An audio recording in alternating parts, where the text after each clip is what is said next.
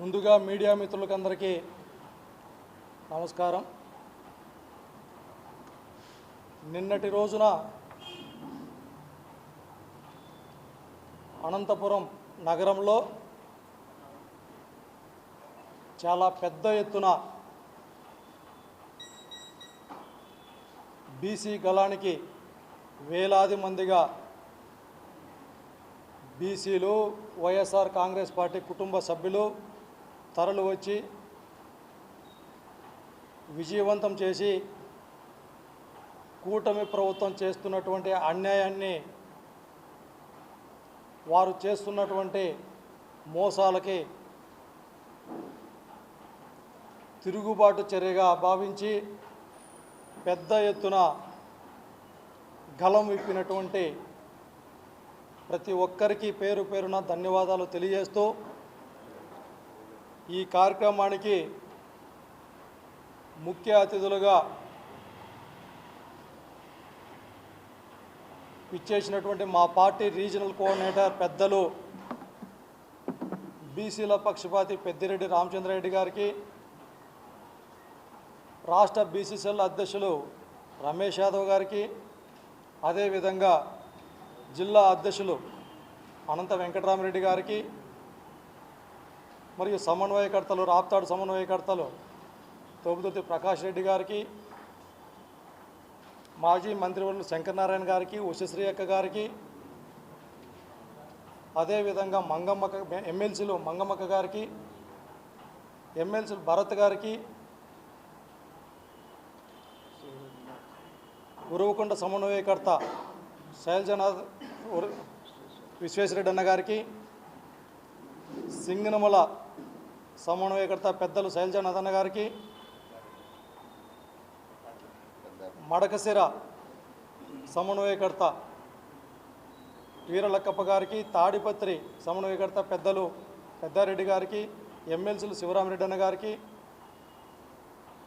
ZP chairman గిరిజమ్మక్క గారికి, మరి అదేవిధంగా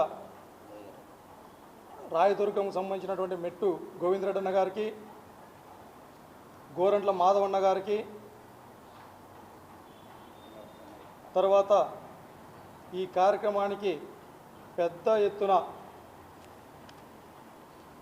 ఇచ్చేసినటువంటి రాష్ట్ర స్థాయి బీసీసీఎల్ నాయకులకు, జిల్లా బీసీసీఎల్ నాయకులకు, సాధికారక కమిటీకి సంబంధించినటువంటి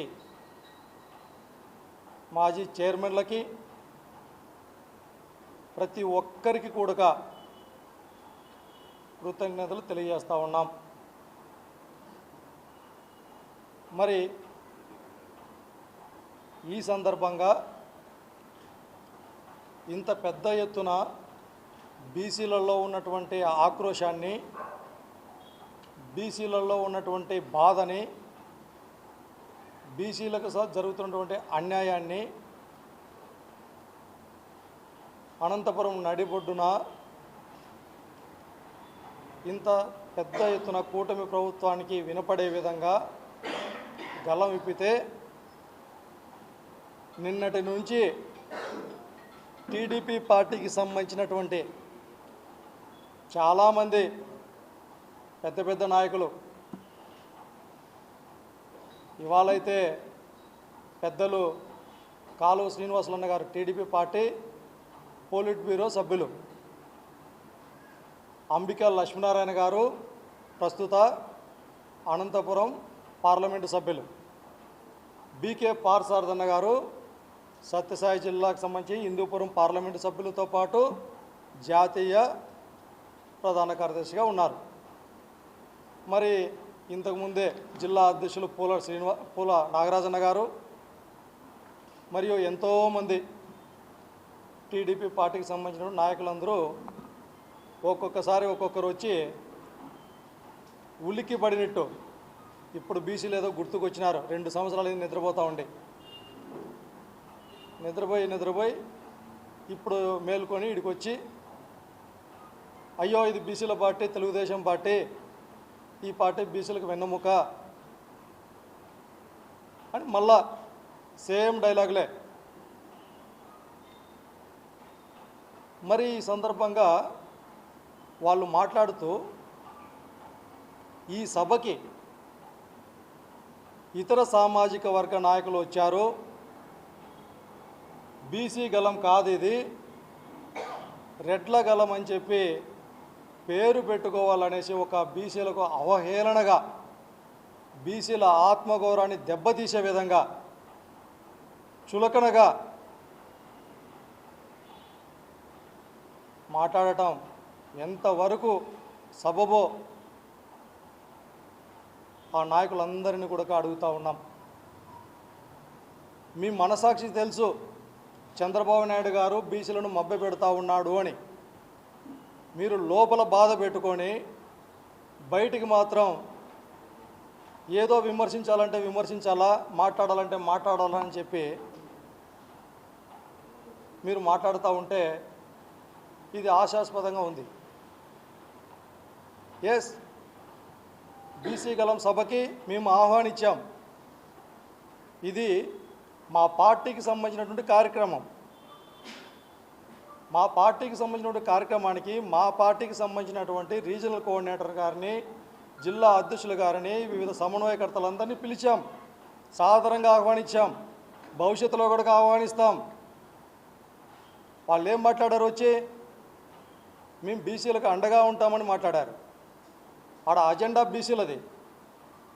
ఆ సభకి నాయకత్వం వహించింది బీసీలు. ఇతర సామాజిక వర్గాలు బీసీల సభకు వచ్చి బీసీలకు మద్దతుగా ఉంటాం, బీసీలకు అండగా ఉంటాం, మీ పక్షాన నిలబడతాం, మీ గలంలో మా గలం గడక వినిపిస్తాం అని వాళ్ళు చెబుతూ ఉంటే ఒక బీసీలుగా సంతోషపడాలి కదా. అది మనకు బలం కదా, ఒక సందేశం కదా. ఇది సామాజిక సమానత్వానికి ఒక సందేశం,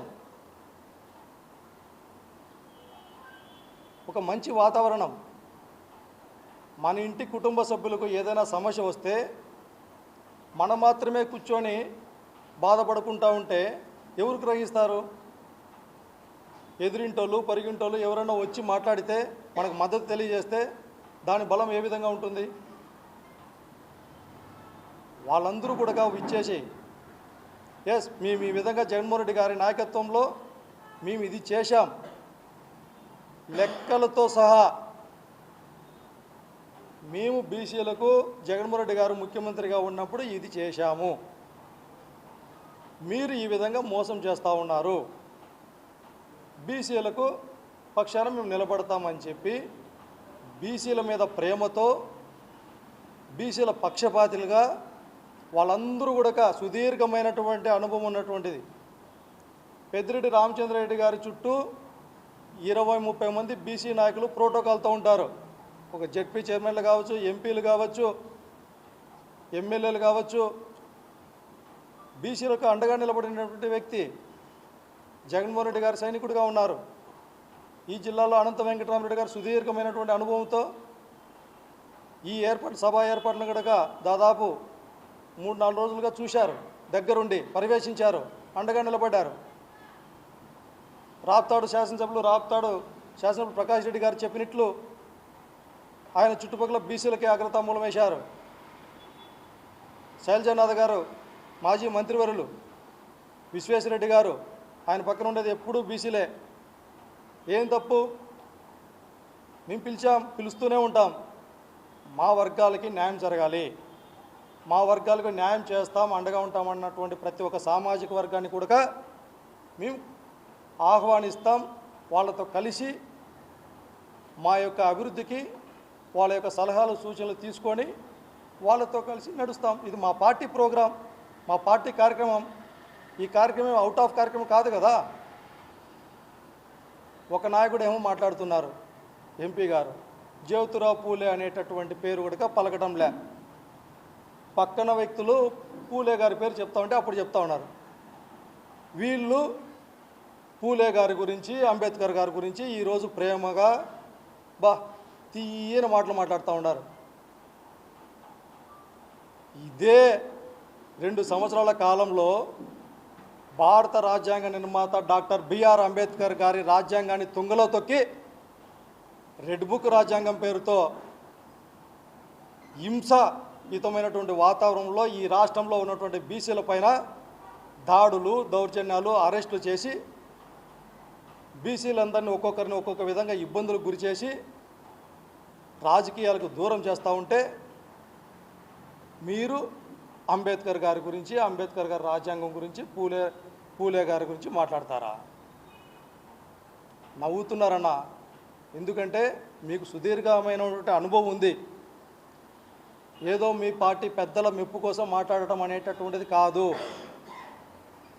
ఈ రాష్ట్రంలో ఉన్నటువంటి బీసీల యొక్క ఆలోచన విధానాన్ని గ్రహించండి. మేము అడుగుతూ ఉన్నాం, బీసీలకు ఈ వాగ్దానాలు ఇచ్చారు, మీరు ఇచ్చినటువంటి హామీలు ఇవి. 2 సంవత్సరాల కాలం గడుస్తూ ఉంది. ఈ రాష్ట్రంలో ఉన్నటువంటి బీసీలకు మీరు చెప్పినటువంటి హామీలు నెరవేర్చలేదు కాబట్టి వైఎస్ఆర్ కాంగ్రెస్ పార్టీ, మా నాయకులు జగన్మోహన్ రెడ్డి గారి నాయకత్వంలో, మా పార్టీ ఆధ్వర్యంలో మేము రాష్ట్ర వ్యాప్తంగా మా యొక్క నిరసన కార్యక్రమాలు బీసీలకు అండగా ఉండటానికి, బీసీల పక్షాన మాట్లాడటానికి కార్యక్రమాలు చేస్తూ ఉన్నాం. మీకు వీలైతే చంద్రబాబు నాయుడు గారు ఇది చేశారు, ఈ కార్యక్రమాలు చేయలేదు అని చెప్పండి. అది చెప్పకుండా ఇంత పెద్ద ఎత్తున బీసీలందరూ ఏకతాటిపైకి రాగానే మళ్ళా బీసీలను మభ్యపెట్టేటటువంటి ప్రయత్నాలు చేస్తూ ఉండరు. వాళ్ళు వచ్చినారు, వీళ్ళు వచ్చినారు, అక్కడ పెట్టినారు, ఇక్కడ పెట్టినారు. ఇది కాదు కదా మీ నుంచి మేము ఆశించిండేది.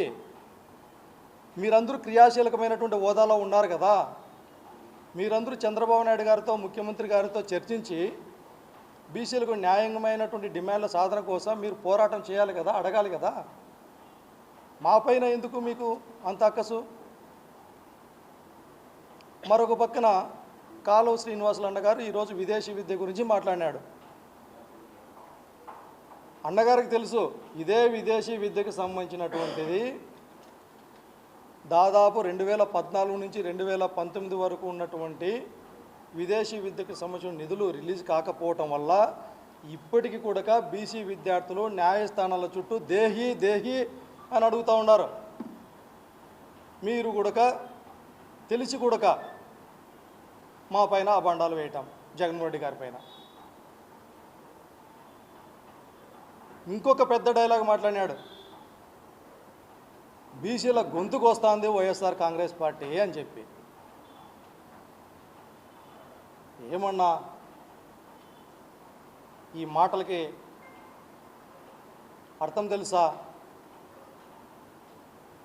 జగన్మోహన్ రెడ్డి గారు ముఖ్యమంత్రిగా ఉన్నప్పుడు ఈ రాష్ట్రంలో బీసీలకు పెద్ద ఎత్తున అగ్రతాంబూలం వేసి రాజకీయంగా నోరు తెరిచి మాట్లాడేటటువంటి అవకాశం లేనటువంటి బీసీలకు మీరు మాట్లాడాలి, చట్టసభలకు వెళ్ళాలి, చట్టసభలకు పంపిస్తానని చెప్పి వేల మందిని బీసీలను చట్టసభల్లో వార్డు మెంబర్లు మొదలుకొని రాష్ట్ర స్థాయి మంత్రుల పదవుల వరకు వారికి ప్రాధాన్యత ఇచ్చి చట్టసభల్లో నోరు తెరిచి బీసీల పక్షాన మాట్లాడే అవకాశాన్ని కల్పించాడు జగన్మోహన్ రెడ్డి గారు. ఈరోజు మేము చెప్తాం ధైర్యంగా, మీరు రండి. జగన్మోహన్ రెడ్డి గారు ఈ రాష్ట్రంలో బీసీలకు ఏం చేశాడు, ఎన్ని పదవులు ఇచ్చాడు, చంద్రబాబు నాయుడు గారు 40 సంవత్సరాలుగా ఏ విధంగా మోసం చేసినాడో మేము చెప్తాం.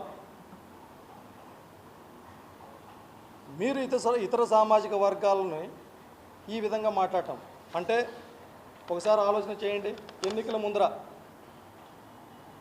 చంద్రబాబు నాయుడు గారు దాదాపు కుమ్మరులకు సంబంధించినటువంటి చక్రాలు తిప్పుతున్నాడు. ఎన్నికల ముందర మాత్రమే ఈ డైలాగులు వస్తాయి, ఈ ఫోటోలు బయటపడతాయి. తర్వాత పవన్ కళ్యాణ్ గారు వీళ్ళంతా జై హో బీసీ, జై హో బీసీ అని చెప్పి మంగళగిరిలో పవన్ కళ్యాణ్ గారు, చంద్రబాబు గారు